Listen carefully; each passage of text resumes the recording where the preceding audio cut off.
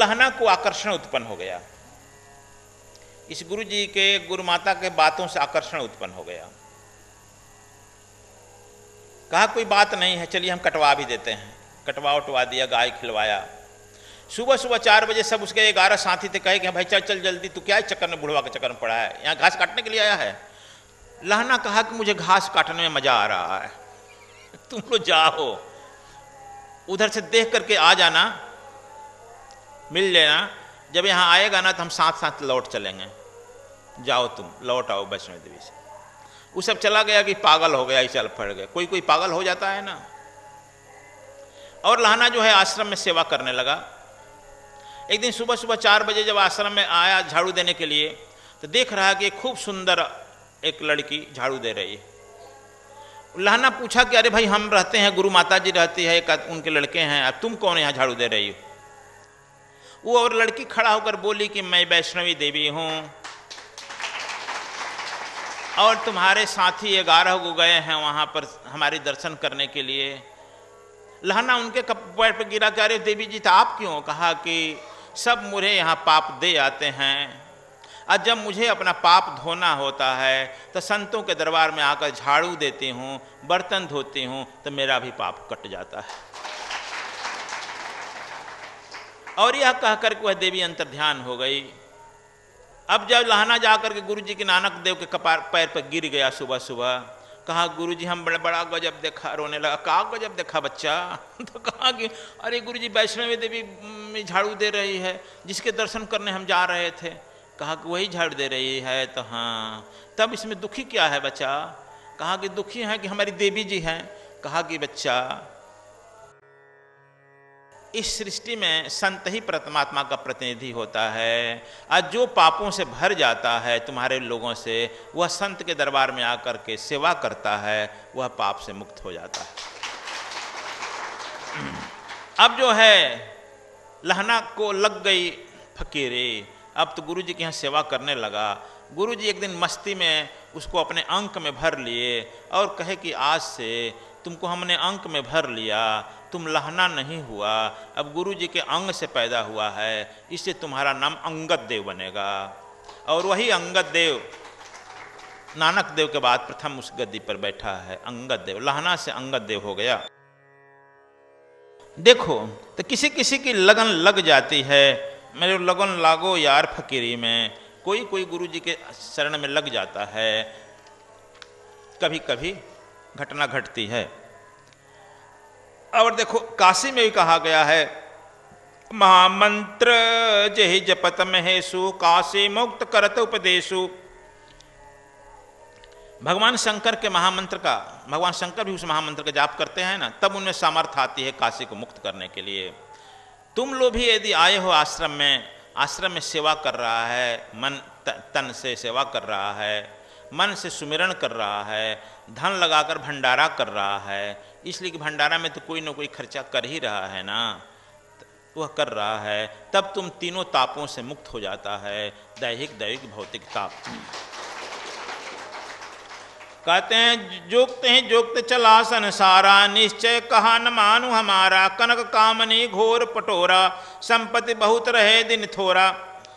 कहते हैं कि जुक्ति चला संसार, संसार जुक्ति से ही चलता है और जुक्ति से ही तुम जरण मरण से मुक्त होते हो। जुक्ति, और वह जुक्ति गुरु के शरण में जाने पर ही मिलता है। वह जुक्ति गुरु और कुछ नहीं करता है, वह जुक्ति बता देता है। तुम इतने आसानी से बता देता है कि तुम उसके विश्वास नहीं करता है। जाओ गया, तुम कह जाओ हो जाएगा तुम्हारा काम। अगर गुरु जी तो यही तरीके कह दिया यार हो गया, हम इसमें उसका क्या काम लगा, हमने मेहनत किए थे, हमारे पुरुषार्थ से न हुआ है। बहुत लोगों का देखे हैं बच्चा, कहें कि जाओ अच्छा हो गया, वो अब कहता है कि गुरु जी से कहने थोड़ा होगा, हमारा पुरुषार्थ ने काम किया। बात भी ठीक ही कह रहा है भाई, जाओ अच्छा, क्योंकि जुक्ति का कीमत नहीं समझ रहा है। वह जो है हरदम चमत्कार देखना चाहता है। और कबीर साहब कहते हैं निश्चय कहा न मान हमारा, कोई समय के सदगुरु कहना मानता नहीं है, इसलिए कहीं न कहीं फंस जाता है। कनक कामनी घोर पटोरा, संपत्ति बहुत रहे दिन थोड़ा। कनक सोना, कामनी औरत में ये सब जो है बटोरने में ही हम लोग फंस जाते हैं। और कहते हैं कबीर साहब की यह संपत्ति बहुत दिन नहीं रहने वाली है। कनक कामनी घोर पटोरा जो पटोरा है वो बहुत दिन नहीं है, थोड़े दिन में ही यह चला जाता है और तुम दुख के दर्द में फंस जाते हो। घोर संपत्ति गौ बौराई, धर्मराज की खबर न पाई, देख त्रास मुख गौ कुमलाई, अमृत धोखे गौ विष खाई।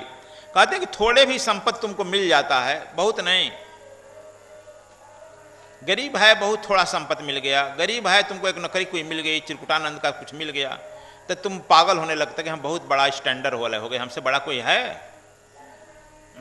इसी राजा लोगों को समझ में आता है, तुम थोड़े से संपत्ति में ही बौरार आ जाता है। धर्मराज की खबर न पाई, जो धर्मराज है उसका खबर नहीं पाता है। और जब दुख दिखता है तब मुंह कुम्हला जाता है, तब तुम्हारी अहंकार तुम्हारा विलीन हो जाता है और तुम विषय रूपी वासना रूपी विष खा रहा है और भ्रम पाल रहा है कि नहीं हम अमृत खा रहे हैं, तब वो अमृत तो विष तो जान ही मार डालेगी ना। इसलिए हम कह रहे हैं कि दिन पर दिन तुम्हारे वो विष से धर्मराज क्या खबर देता है? धर्मराज का खबर न पाई। धर्मराज सबसे पहला खबर देता है कि दाल ही बाल पका देता है। खबर दिया ना, वारंट, पहला वारंट भेजता, खबर, धर्मराज खबर देता है। अब तो समझ जाओ बार पकने लगा तो तुम फट से न काला लेकर रंग लेता है। धर्मराज को वारंट लौटा देता है कि नहीं अभी पका नहीं है, don't be worry for me, हमारे लिए चिंता मत करो।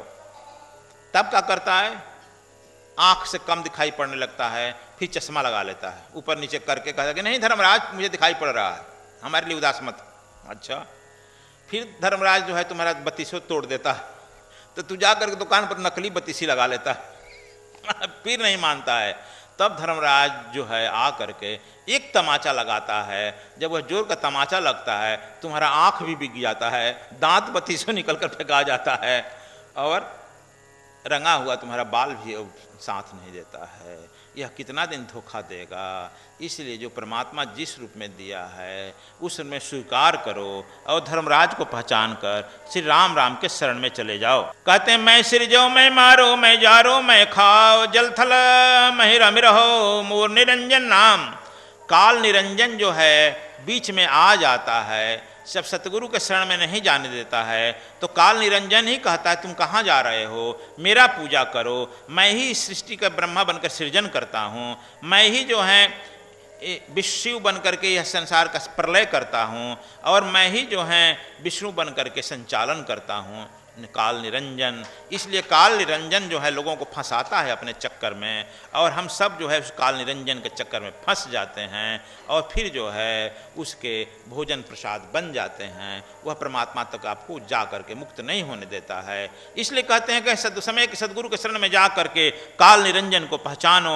जब तू काल निरंजन को पहचान लेगा, ये समय की जितनी उक्तियाँ हैं तुम्हारे आगे पीछे मिल रहा है यह सब काल निरंजन क्या ही है। उसे जब मुक्त हो जाएगा तब तुम परमात्मा को पहचान लेगा। अलख निरंजन लखे न कोई, जय बंधे बंधा सब लोई। जय झूठे सब बंधु आयाना, झूठा वचन साच कह माना। धंधा बंधा कीन व्यवहारा, कर्म विवर्जित बसे निनारा। खष्ट आश्रम व दर्शन किन्हा, खट रस बास खटे वस्तु चिन्हा। चार वृक्ष छव सखा बखाने, विद्या अगणित गणे न जाने। और आगम करे विचारा, ते नहीं सूझे बार न पारा। जप तीरथ व्रत कीजे बहु पूजा, दान पुण्य कीजे बहु दूजा। साखी मंदिर तो है नेह का, मत कोई पैठो धाय। जो कोई पैठा धाय के, बिन सिर से ती जाए। आप लोग सुने हैं अलख पुरुष। अलख पुरुष जो निर्गुण है, निराकार है, लख नहीं जा सकता है। वह पुरुष आया है कि अलख निरंजन लखे न कोई। वह अलख निरंजन जो इस सृष्टि का सृजन किया है उसको हम लोग लख नहीं रहे हैं और वही निरंजन जो है सब कुछ करता धरता है। हम लोग कहीं से अपने माया में बंध लिए हैं कि हमारा यह परिवार है, यह धंधा बना लिए हैं। यह लड़का लड़की परिवार का यह भी धंधा है, लेकिन हमारे कर्मों का फल तो माया ही देती है। इसलिए यह धंधा से जब हम मुक्त हो जाते हैं तो माया हमारी फलाफल देती है, हमारा भरण पोषण करती है।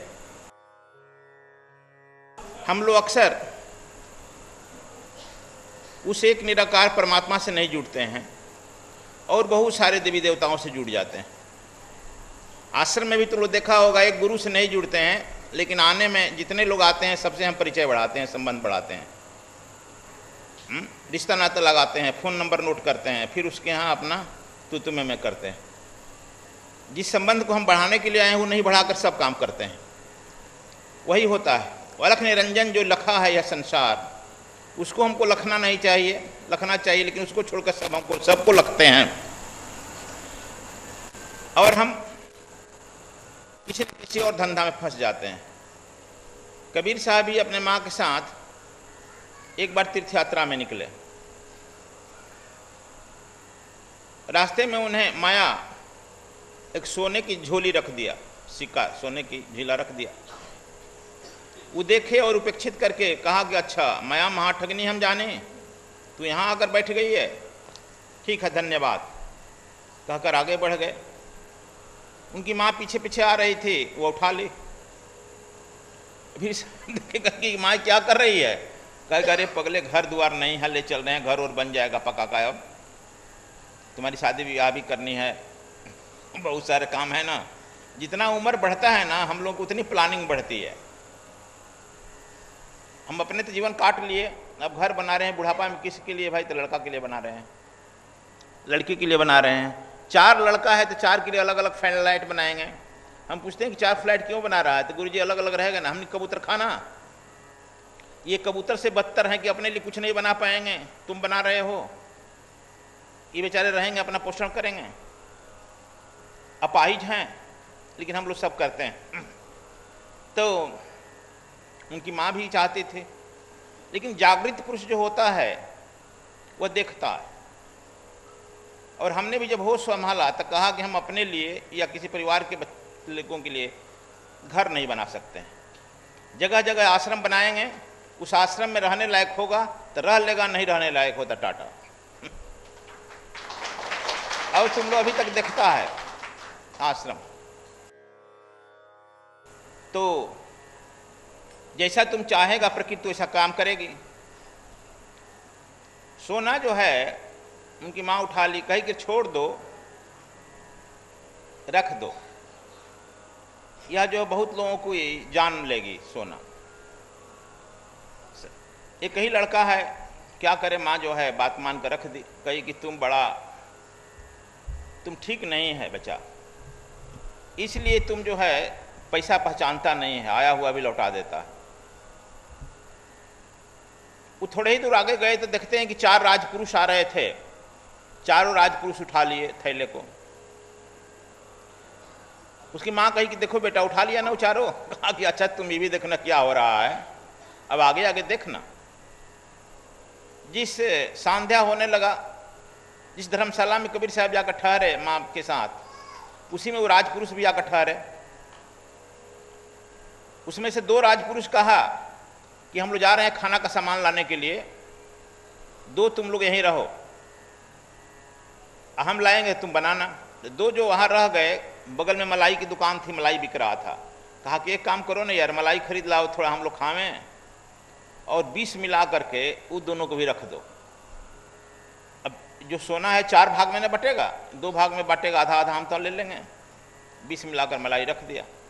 उधर जो बाजार मार्केटिंग करने गया, कहा कि यार आटा हम लोग खरीद कर ले जाएंगे, 4 भाग में ना बटेगा, था आटा में 20 मिला दो, वो लोग बनाएंगे, खाएंगे, उमर जाएंगे, हम लोग अपना सोना सुबह लेके चल देंगे। आगे ठीक है। देखो स्वर्ण जो है सब एक दूसरे को 20 के लिए देखने लगता है, इंतजार करता है। वह जब खरीद कर लाया तो दिया, आटा लीजिए बनाइए, कहा कि लो तुम लोग मलाई खा के चले आराम करो, खाना बन जाएगा तो हम जगा देंगे।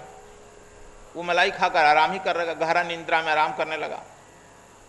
ये बेचारे जो हैं कहे कि ठीक है ये आराम कर रहा, हम लोग अपना खाना बनावे, खाना वाना बनाकर रोटी सब्जी अपने खूब खाकर ये भी लोग आराम करने लगे। चारों आदमी गहरा निद्रा में आराम कर लिया। सुबह हुआ, होटल का मैनेजर पुलिस को खबर किया कि ये तो मर गए हैं भाई। पुलिस आई, पोस्टमार्टम के लिए भेजी, और मैनेजर को, उसके प्रबंधक को और कर्मचारी को सब जेल में बंद कर दिया कि तू लो मारा है सोने के लालच में। और वह सोना जो है राजपुरुष के यहाँ चला गया, मैंने राजा के यहाँ चला गया। कबीर साहब कह रहे हैं माँ अभी देख रही है। कहा कि अब क्या होगा? कहा कि भाई और बाकी है ना, तेलिया का मसान नहीं आना। तुम इसके चक्कर में पड़ेगी। अभी तक 4 मारा, ई 4 जेल गया, अब देखो क्या हो रहा है, देखते चलो। पेपर पत्रिका में निकला कि यहाँ सोना का थैला, हीरा मोती का थैला मिला है। बगल का राजा वह खबर किया कि यह मेरे राज्य से ले गया आदमी है और तुम्हारे राज्य में पहुंच करके वह मर गया, इसलिए मेरा वह थैला है, लौटा दो। कहा कि यह संभव नहीं है, मेरे राज्य में मिला है, यह मेरा हुआ। कहा कि नहीं लौटाएगा तो भुगतने के लिए तैयार रहो, और आक्रमण कर दिया। दोनों ओर की सेनाएं लड़ी, दोनों ओर की देश के लोग मारे गए, और फिर तीसरा राजा आकर दोनों के सेना पर एथी पर आकर अटैक करके राज करने लगा। कबीर साहब कहा कि माँ देखी सोना अभी क्या कर रहा है, तो क्या अभी और आगे क्रमात होगा, छोड़ो इस सब की चक्कर। तो देखो हम लोग जो ये कहते हैं माया के चक्कर में पड़ते हैं, यह कहीं छोड़ती नहीं है माया, बड़ा कठिन है माया। हम लोग सोचते हैं कि नहीं हम इसको ठग रहे हैं, लेकिन वह ठगती है तुम लोगों को। कहते हैं कि धंधा बंदा किन्न व्यवहारा, कर्म विवर्जित बसे निनारा, खट आश्रम और दर्शन किन्ना, खटवा बास खटे वस्तु चिन्हा। कहते हैं कि इस संसार में हम लोग जो हैं धंधा बंदा किए हैं, लड़का लड़की नाता पोता पोती, इस परिवार का धंधे है ना। एक आदमी भी पूछ लो किसी से जा करके कि क्या इस धंधा से तुम खुश है? कोई खुश नहीं, सब दुखी है।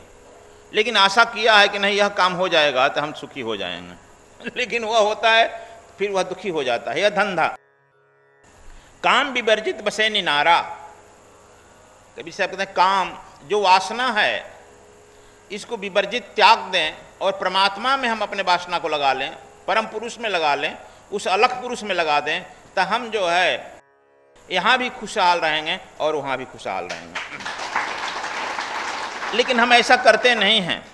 हम जो है जिसे कुत्ता से प्रेम करते हैं, रहीम दास कहे हैं, काटे चाटे स्वान की दो भांत विपरीत। कुत्ता यदि तुमको क्रोधित होगा तो काट लेगा, खुश होगा तो चाटेगा ना।